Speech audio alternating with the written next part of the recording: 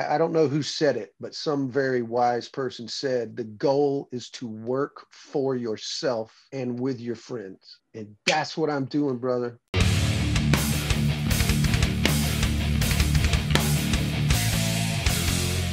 Ghost Cult Magazine is super stoked to welcome in Damon Johnson of the Get Ready, Damon Johnson from a bunch of bands. How are you doing, man? Keith, I'm doing great, brother. Thank you so much for having me on. I've been looking forward to talking with you.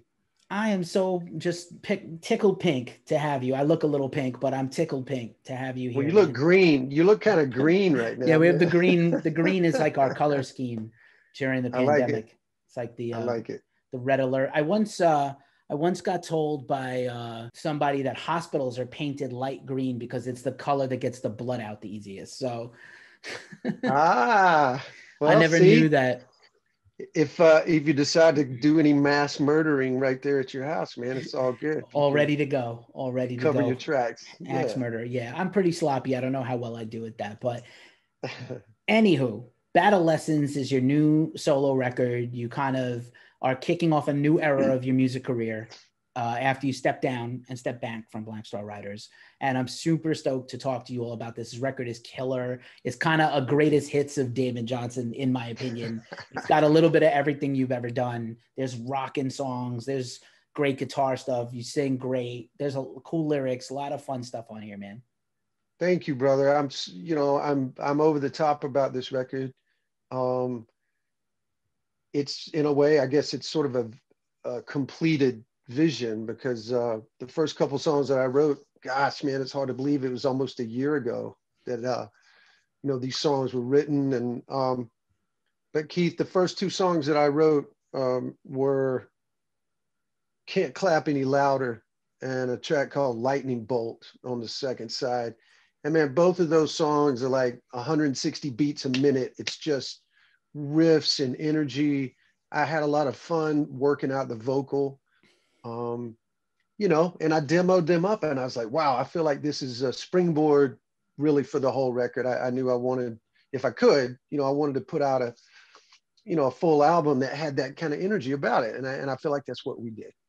Right on. And then, you could have put anything on this. And like I said, there are a lot of flavors and textures and cool types of songs on here. But yeah, it's definitely, there's a lot of rockers, man. There's a lot of rockers. Yeah, no doubt, man. Uh, Guitar centric, most of really, man, my career as a songwriter, it usually is done on the acoustic guitar with all focus on the vocal melody, the lyric. You know, that's kind of where I started as a young songwriter, and I kept that up, for about 20 years. But to kind of your point you were talking about earlier about Black Star Riders, that experience changed my life, man, in so many ways. And writing songs with Ricky Warwick, who is a proper songwriter, a great artist. Uh, Man, we're a formidable team, when we get together. So this record was all written, man, with the electric guitar right here in this little cubby hole. This is where this is where the magic happens, Keith. And I had an electric guitar nearby. I'd maybe put a drum groove down on my little computer rig I've got, and just have fun, man. That was the measuring stick. Is this fun? Am I getting off on this? Is a riff I'd be proud to play with my band? Because look, man, I felt confident I could deliver the lyric and the melody and that kind of thing. But I wanted to start with riffs this time, and that's what this record is. The mighty riff, the riff. That's what we all need is riffs. We need more riffs in our life, man. Yeah, man. Riffs Can't can have cure. enough. I think riffs can cure COVID. I'm not sure, but I have a feeling if we put some riffs into these medicines, they will get us cured faster so we can get our tours back. Listen, man, this Battle Lessons record and the 2 doses of the vaccine, I can guarantee you can get on with your life. That's it. That's what you need. Rock and roll will save us. I believe that. And yeah, man, you have had an amazing career, but I really like that you really, you sort of had this run with Black Star Riders, which again was the spiritual child of Thin Lizzy with Ricky and Scott, and it was amazing. And those guys are still doing their thing, and Yeah. but I think it's cool that you decided, like, after this period of time, and you were with Cooper for a while, and you did a lot of cool shit. but it was time for you to kind of come back to your own thing and really explore that solo career again. I think, am I right about that? Is that a fair assessment? 100%. You nailed it, brother. Again, a lot of credit to Scott Gorham and Ricky Warwick. You know, Keith, I started out in this business as a young guy way back in the 90s when I fronted Brother Kane. And that was an incredible experience for me. I didn't want to be the lead singer. It just kind of worked out that way. And we were really fortunate that we had some success right out of the gate, certainly at radio. We got to do some incredible tours, you know, supporting some of our heroes when we were kids. So I had experience as a singer, but kind of I don't know, man, sort of the spiritual responsibility that goes along with that it was exhausting.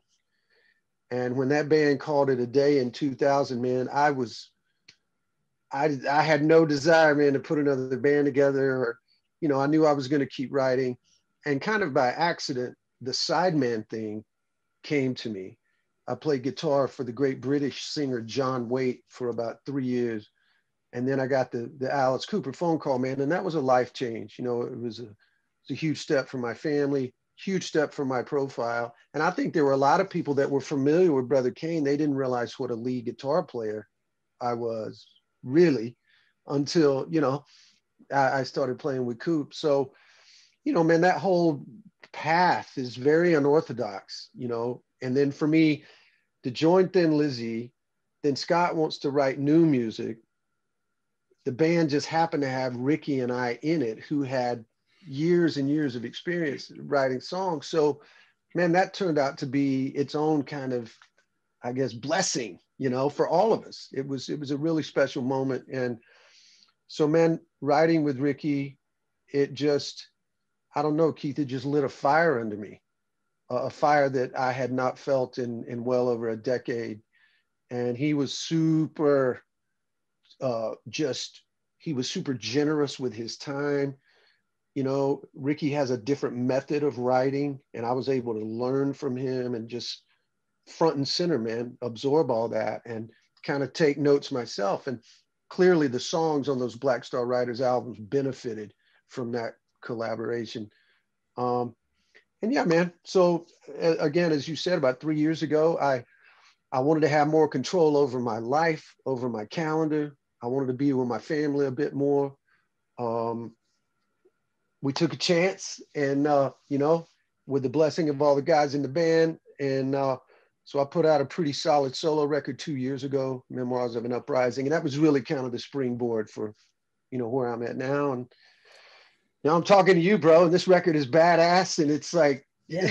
you know, there's no question what genre this album belongs in. Yeah. Right on. And I love that you're pumped about it because, you know, also you've lived with this music for a while. So while it's a relief to get a project done and finished, it's never really over. Assuming we're going to get everything back eventually, you're going to go play these songs live and tour. I'm sure this is probably the longest period of time you've been off the road or without a show, I'm sure, in like 25 years. 30 years, bro. Yeah. Like maybe longer, brother. Even when I was in high school, we played more gigs than we've played in the last, rough. you know, this year. Yeah, it's crazy. I'm also really glad you brought up your guitar playing because, like, obviously, look, Thin Lizzy speaks for itself. Is the guitarist guitar band, but people don't understand that playing with Cooper, man, is like playing with Ozzy. Like those riffs are iconic, all of them, not just the early stuff he did. All of his stuff, he has banging, hard to play, dope solo riffs, and everybody that has come through there on guitar is a boss level person like yourself. So I'm really glad that this guitar is this album's very guitar heavy. There's a couple of songs where there's dope, like just cool soloing over the verses, which you don't hear much of anymore. It's hard to sing and play lead at the same time, and I'm sure you can pull it off live. I've seen you do it. So I'm really pumped for people to hear how much killer guitar stuff is on this record. It really shines. Oh, Keith, thank you so much, man. Yeah, listen, I absolutely feel that same energy that you just described. You know, man, starting again, going back to my time in Black Star Riders, I started to try to get on some kind of a fitness regimen, nothing crazy, but you know, little bit of stretching, maybe some light weights, a little bit of running, keep my cardio going, you know. So man, I've just gotten in this habit where I listen to music on a quality set of headphones while I'm out walking or running. And, you know, man, listening to all that great music from when I was a kid, all the classic stuff that you love, that I love, everything from, you know, GNR to Thin Lizzy to Van Halen to AC/DC, just all the obvious stuff. Some other singer-songwriter stuff I was a fan of. Man, when we were in Thin Lizzy back in 2012, Clutch supported us in the UK. I knew about Clutch, but I didn't really know it like I know it now. That tour, I became as big of a Clutch fan as anyone else you know. And listen, man, just 2 days ago, I sent the record to all four guys in Clutch, you know, because we're friends now. I sent it to JP and Neil and to Tim and to Dan. And I got to tell you, Keith, listening to Clutch while I'm out on a run, dude, it informed the songs on this record, man.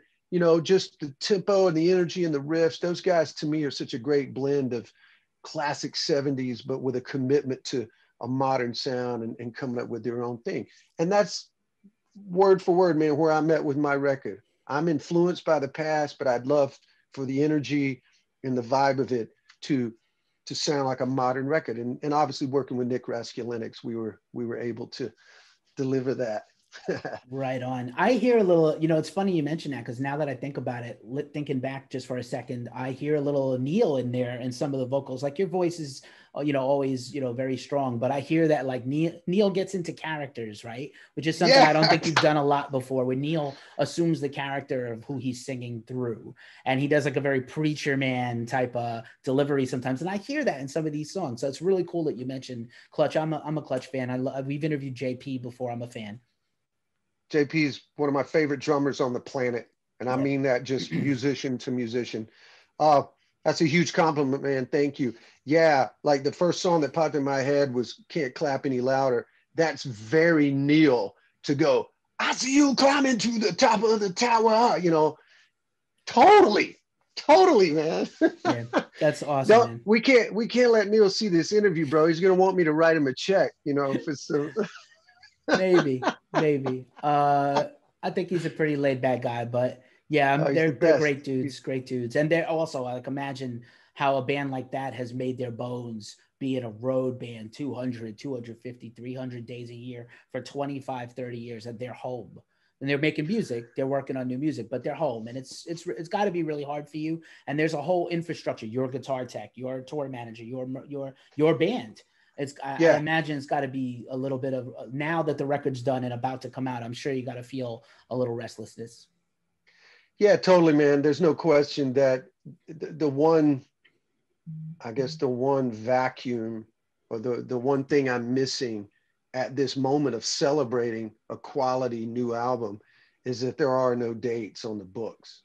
There's a couple random things, maybe one in August, and they're talking about a possible outdoor festival in June. You know, I hope it happens. And, you know, there's no question, man, whenever we can go play, we're going to play. We're going to have to rehearse a lot, Keith. We're a little out of shape. And, you know, and especially as riff-tastic as the new record is, you know. But, you know, we love to play, me and Jared and Robbie, my band. So I'm thrilled, you know, just to be able to get in a room with those guys and rehearse. We have done a couple of live streams. Those might have crossed your desk over the last, you know, 6 months. And so we're going to try to do another one. We would love to do something to celebrate the record. Ironically, I'm actually having a little minor procedure on my knee on Friday. We were going to try to do a live stream the 19th when the record comes out, but we're going to push it back a little bit. So, you know, but yeah, man, these songs were made for the stage. They were written with an audience in mind. They were written with, you know, that on stage looking at your bandmates and singing to the crowd. All of that energy is in these songs without a doubt. Right on. I'm looking forward to the day, man. I often joke that when we get to that first show back, we're going to be like Vikings getting off the ship, man. We're just to run to the bar and buy an album from a band and drink a beer together and safely watch live music. Live music is so important. I know it's been important, a huge thing in your life. It's been a huge thing in mine. I want to change gears for a quick second and also talk about lyrics, right? Because, look, you're like you said, you've been writing songs for 30 years. You have bands for a long time. You were the reluctant front man, but a great front man. And I love some of these lyrics. There's a couple of tracks. I love Shadow Country, Let the Healing Begin, Lightning Bolt, like you said, Love Is All You Left Behind. It's very philosophical a little bit, which I think was really cool. And maybe a contrast to earlier your career, right? Obviously, when we're young and out of the gate when we first show up to make music, but this is like, very also, despite the raging rockers, it's also like a very cool, hit you here a little bit, man. Thank you, brother. Unlike the last album, Memoirs of an Uprising, I had some real specific themes. I had some stuff I wanted to say. It was almost like it was a bit like a movie, with different characters, and it started out in conflict, and then you went through the ups and downs of trying to find a resolve, and it's just how it worked out.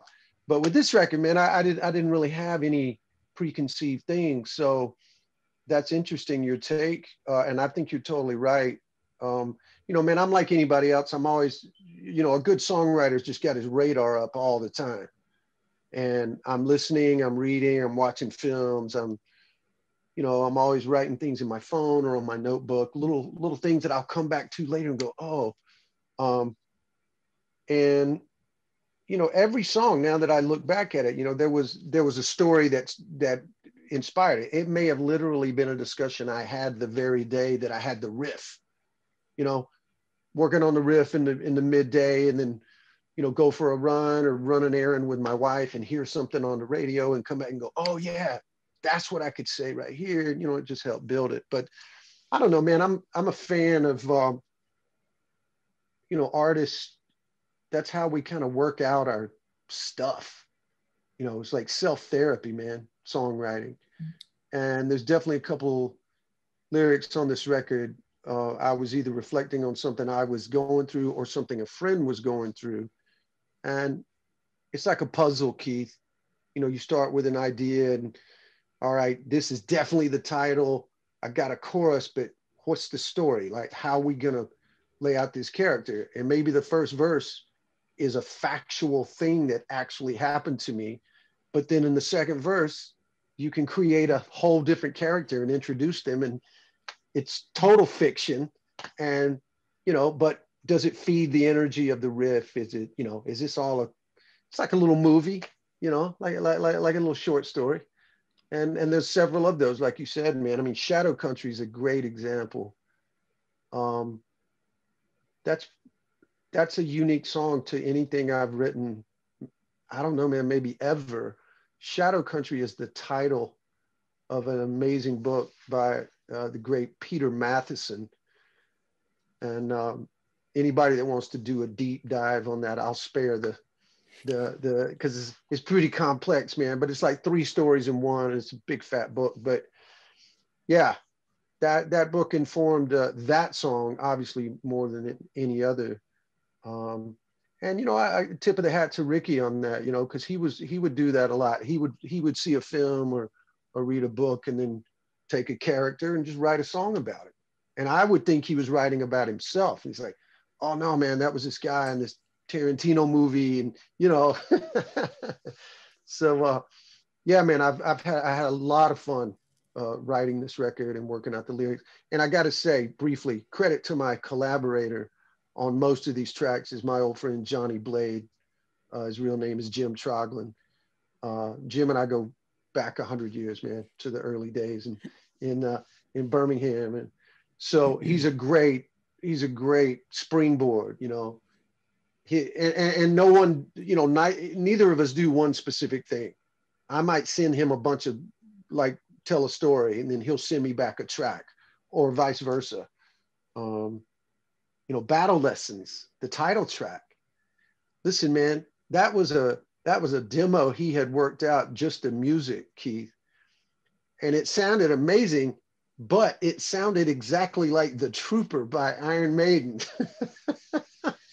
You And see the poster, right? The banner I right see behind it, me. brother. That's my I flag. feel it. So, I said, hey, dude, I love this, but I said, Steve Harris is going to call us and he's going to want to get paid. So to Jim's credit, man, he didn't give up on it. And, we had already written a couple of other ones, and I went back to his house to kind of clean up some stuff. And he pulled that track out again. And man, some way, somehow, I went to get a drink out of the kitchen and came back and I started singing that melody. Da da da da, da da da da. And man, he spun around in his chair. He's like, dude, there it is. That's it. So credit to him for sticking with it. That's amazing. And imagine like the spark of inspiration between two guys that know each other really well and are comfortable. That comfort level I was going to talk about. Nick, a little bit in that regard. You worked with some of the greats in the producing chair. You've also produced albums yourself, so you know what's required. And so that trust and that spark of inspiration and being able to capitalize on it, I think is really important when thinking about the guy in either your songwriting partners or Nick in the production chair, the head chair, Keith, I got to say, I lived in Birmingham most of my life as an adult. I moved to Birmingham in the 80s to start playing in the bars there.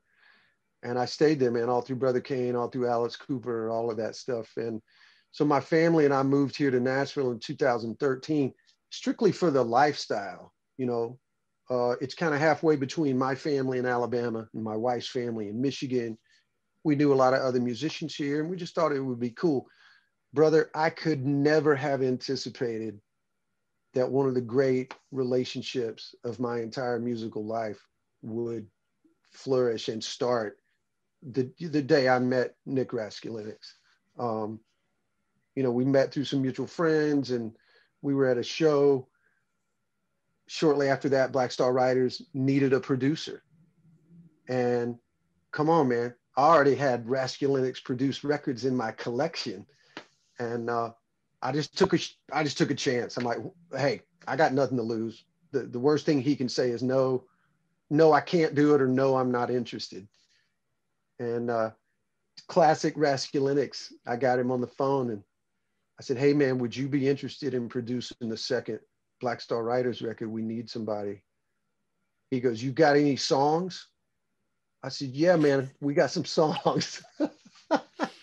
So, within the hour, Keith, I sent him demos to Killer Instinct, Soldier's Town, Going Through the Motions, Little Liar, a couple of the other songs that Ricky and I had started on. So, and man, it was just like they say in the movies, it was the start of a beautiful relationship. And so you said it yourself a minute ago, that word trust. I trust Nick with all of it, man. He's, this is now, believe it or not, our fourth record that we've done together between BSR and my solo stuff. And he's world-class. His, sorry, dude, I lost you for a second. There we go. His reputation speaks for itself. His discography you're familiar with, and any rock fan. They either got an Alice in Chains record, or Rush, or Foo Fighters, or Hailstorm, or Mastodon, or the list goes on and on. So I'm really fortunate, man. All of those. I also have a feeling that if anybody calls up Damon Johnson and says, hey man, you got some songs? You probably have some songs sitting around hanging, waiting for the time. You don't get, every songwriter probably has some stuff that's unused or wasn't a right fit or something. Or like you said, maybe you were holding for Ricky and Black Star Riders and that ended up becoming your thing. So I'm pretty sure if anybody calls you in the future, hey Damon, you got some songs? You probably have some songs. Yeah, you know what? You're right. You're totally right. And it wasn't that way kind of between 2000 and 2010. Like I say, man, I was just sort of, in a way, Keith, it's sort of like I kind of relaxed and just let go. And okay, man, wow, you're Alice Cooper's guitar player. What a great gig. It's an easy gig. For me, with all my experience, it's like to play those songs, which I grew up loving. Shit, man, the most challenging thing was to get my golf handicap down so I could that that was hard. Rock and roll with Alice was easy. Golf was the hard part, but I got better at that too. So everything works out. But yeah, I've never had more songs at my disposal. I mean, right here, man, right here. This is a brand new song. This one got written just a couple weeks ago, and I don't know. I don't know if it'll be a get ready song. That's the other fun thing for me, Keith, as an artist, is I have made a lot of different types of records. I'm a fan of all kinds of genres of rock and singer-songwriter stuff. So yeah, man, that's the goal really for the rest of my life, man. I just want to be an artist, make my own records, and wherever my muse takes me, wherever my head is at, I'd love to make another acoustic record sometime. I'd love to collaborate with some more of my friends. I don't know who said it, but some very wise person said, the goal is to work for yourself and with your friends. And that's what I'm doing, brother. I'm working for myself and with my friends. It's all music. It's all art. I mean, I'm still kind of shocked that this record is as great as it is, man, because it used to not be so easy and so much fun. It was difficult. This wasn't hard, man. The hardest thing was the schedule with the coronavirus regulations. And I mean, that was hard, but the music part, man, was a joy. It was a real labor of love in every way. So, and maybe that's why the record sounds like it does, man, because it was so much fun. Awesome, man. I'm so happy for you. And I personally I want people to hear this record and see this interview and then hear this record. And really, I hope they get out of it what I did and what I will continue to get out of it. And I'm here for it, man. Whatever you want to do, singer-songwriter record, another band, another Get Ready album. I'm ready for it. I have been on the Damon train since Seeds. And I definitely wanted to not forget to talk about this before I let you have the rest of your day back and your busy schedule. And I appreciate you. But yeah, Seeds turned 25 last year. I still think And Fools Shine On is one of the best songs ever from any era, not just that era. It's a personal favorite of mine. So wow, thank you. Just like the staying power of that song, even what, that band folded, but that album, particularly in that song, it's got to be gratifying to kind of still have a song that people can talk about and bring up and mention to you. Oh, it's a gift, and no surprise to you, that was also part of what informed me deciding to focus on just being a solo artist full time, because I do have songs like Fools Shine On in my catalog. It's like when I was in Alice Cooper's band, sometimes for fun, I'd come home and go out and do some bar gigs. And, there were some people that wanted to hear Alice Cooper songs. And I felt like, hey, I play with Coop. I'm going to play these songs. And it was always fun, but it's not the same thing as playing your songs, art that you created. It's a very, very different thing. Now, I know some guys that they're very comfortable doing them both. And again, man, I enjoy it. God knows, man, I'm going to play Thin Lizzy songs for the rest of my life. Keith, I was covering Thin Lizzy before I joined the band. So I'm damn sure going to keep playing them now because those songs mean that much to me. But, as you were talking about Fools Shine On, it's a really, really special song. And I'm so proud of it. And I'm grateful to have even my, not gigantic fan base. They love hearing that stuff, but man, they're just as energized or more so to hear what the new stuff as well. So what an incredible place to find yourself as a songwriter, as a performer. It's really amazing, man. Like I say, I'm grateful. Right on, man. Lucky enough to channel the spirits of Philo and work with Coop and Gorham and all those guys and Ricky, and have and Wait and all these great experiences and Sammy Hagar and things like that. But then to Yeah. come bring it back and do your own thing and be, equally satisfied and energized by that. Congratulations on all that, man. It's been just an absolute gas talking to you today. I appreciate you so much. And all the best. Please keep being safe, and we'll see you out there hopefully as soon as humanly possible on the road at a show, guitar in hand, mic in front of you where you belong. Keith, I have thoroughly enjoyed this, brother. Thank you for having me on. Brother, I have to see you at a gig. Make sure you come up and make your presence known. I've really enjoyed this, man. Thanks for all the kind words, and I appreciate you spreading the word, and send people to DamonJohnson.com, dude. All the magic is happening right there. I love it. Out with a plug, as you should be. Thank you so much, man. Have a great one, and we'll see you soon. Thanks for hanging out with Ghost Cult. Keith, thank you, man. All the best, brother.